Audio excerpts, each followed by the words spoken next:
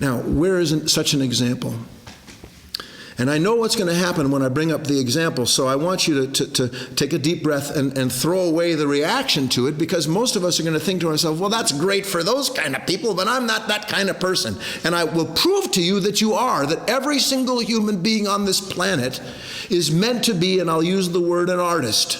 Every single human being meant to be an artist, no exceptions. We're created to be artists. But we don't know what it means to be a true artist, because for us, artistry has to do with trying to get the most for the least. But real artists, they understand something, and we can see examples in their life that will help us understand what it's necessary for us to do if we want to fulfill this relationship where, instead of giving the least to take the most, and we're going to give all that we have and not try to take anything at all. And I just need to put this in now, because under law, the way we are now, when there's an emptiness in us, a fear, a worry, a sorrow, that negative state produces in us, in our minds, as it opens up, as it presents itself, it produces in the mind that's afraid the image that mind needs in order to not be afraid. When the mind starts to feel as though it may lose something, the mind comes up with imagery by which it can protect what it might lose and even gain more than that. So the mind works in opposites. A certain kind of thought, a negative state, a negative feeling will come into the mind, and that mind, having been visited, will then come up from the content of its own experience, which is an important idea from past. It will find that which it believes negates the negative state.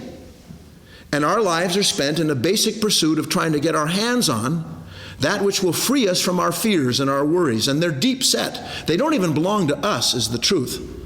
But the fact is that there is a part of us that believes that an opposite can cancel itself.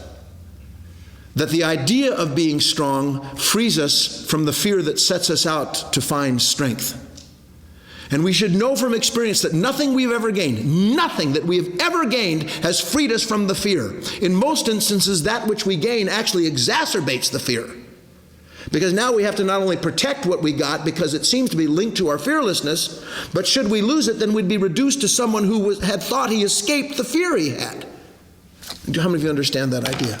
Now, we're not talking anymore about such a life, because we can see, no matter how dimly, that approach to it doesn't work.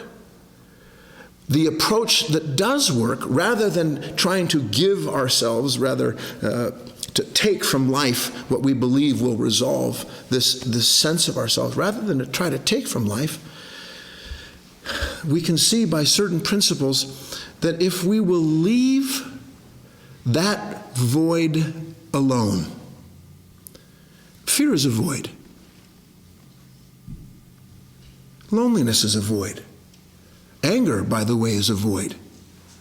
Now, the way that you can prove to yourself that those negative states are void is that you will never have one that doesn't come with a great sucking power. It wants to draw you into it, doesn't it? Have you ever been drawn into a negative state?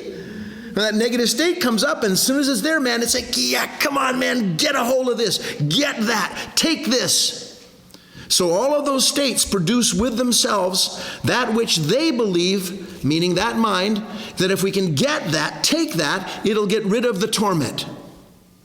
And our lives have been lived like that, answering states in order to find peace by producing for ourselves that which is the opposite of the negative state. How many follow? Under law, a beautiful law, if we don't fill the void,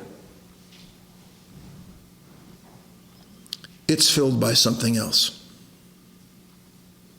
If we don't answer the fear with what we believe will make us protected from the object of our fear or the person, whatever it may be, if we don't answer the fear, under law, that void must be filled by something else. And to the point of the talk, and then I'll explain it, talking about the artistry. What fills the void when we don't allow the natural mind to operate and produce opposites to cancel out the conflict, something supernatural takes place. And everyone has had moments like this too. Ever been in a crisis of any kind? You fill in the blank, don't you? Every time there's a crisis, man, we're going to take this, we're going to get that straightened out. And one day you realize, I'm not getting this crisis handled. And at a certain point, a person reaches the bottom, reaches the end of what they can do for themselves. And when they reach the end of themselves, what they can do for themselves, they collapse. Meaning that the opposites that they kept putting in place finally won't hold anymore. The thing ends, and into them floods what?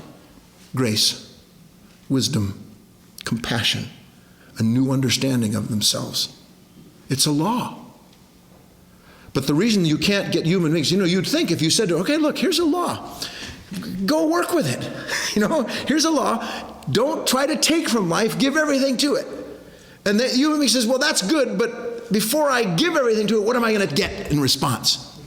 Because I'm not going to give unless I know what I'm getting, because that's the way the human mind is, isn't it?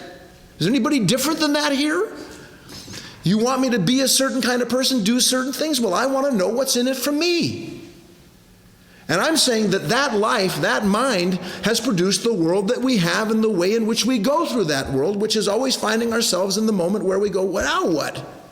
So what's the answer? Now we turn to artistry.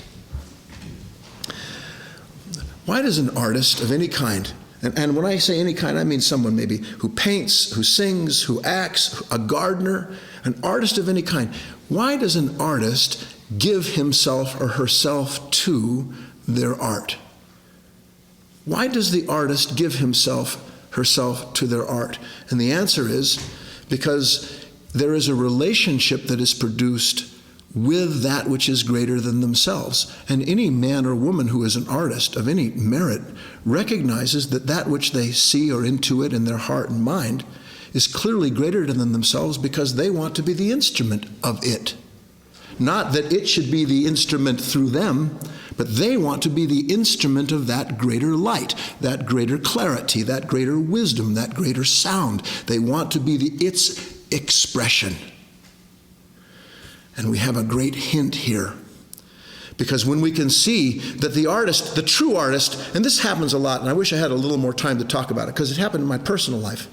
Before I began writing books, when I was writing music at Motown and RCA. I loved music when I started out, but it wasn't long before the idea of getting a reward for what I was doing began to outweigh the love of the music.